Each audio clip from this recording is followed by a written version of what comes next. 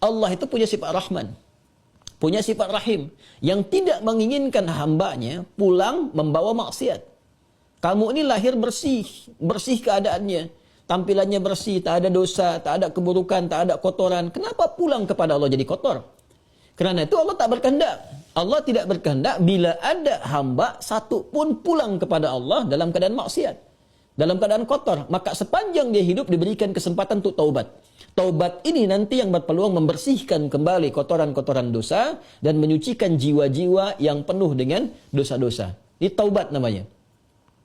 Nah, taubat itu nanti ada 3 turunan hukumnya. Ada 3. 1, mengakui kesalahan. Salah ini. Jadi kalau kita sadar, ya pernah salah, itu sudah sepertiga taubat. Dan itu mahal sekali. Hidayah Allah mahal sekali. Itu yang tak dipunyai oleh syaitan. Syaitan itu tak punya itu. Ya, karena sifat sombong, dia tahu Allah itu penerima taubat, tapi tak mau taubat. Ketika diminta oleh Allah itu untuk taubat, diberikan isyarat tuh, dikonfirmasi, ditanya, "Ma mana'aka alla tasjud?" Ya, "Ma mana'aka alla tasjuda idz amartuk?" Kenapa kau tak mau sujud ketika aku perintahkan? Itu kan isyarat taubat. Ya, Quran surah ke-7 ayat 12. Ya, tapi dia tak mau taubat. Ya, tak mau taubat. Dia menjawab, "Ana khairum minhu, khalaqtani min narin wa khalaqtahu min tin." Aku lebih hebat. Nah, itu bahaya. Kesombongan itu bisa menutup seseorang untuk bertaubat kepada Allah. Itu bahaya sekali.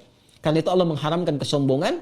Ya, karena sayangnya kepada hamba diharamkan kesombongan supaya masih berpeluang untuk taubat. Nah, taubat itu karena harus membuktikan kesungguhan untuk berubah, itu harus menyentuh kepada jiwa yang terdalam tadi. Karena itu harus ada unsur pengakuan. Yang kedua, unsur penyesalan.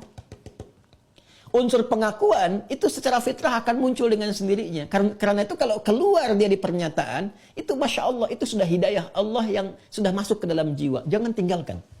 Cepat ambil.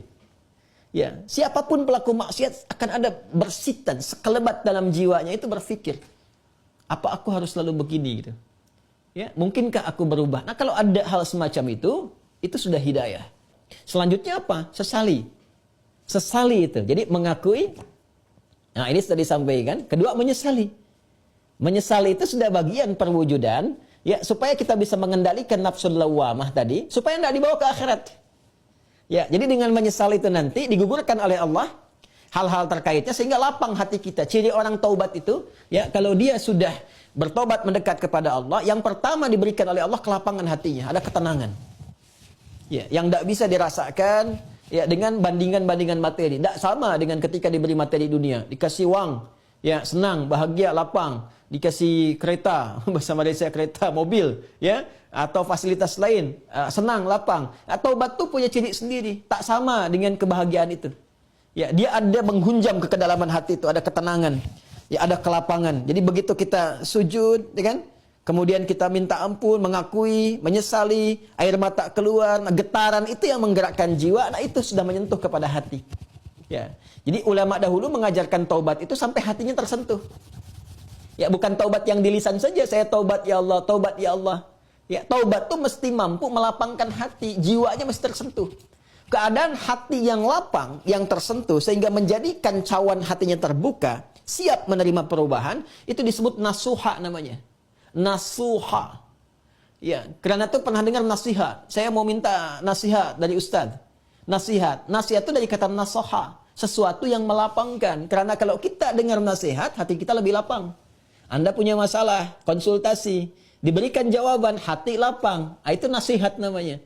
Ya, seakar dengan kata nasoha. Nasoha yansohu. Sifat keadaannya disebut nasuha.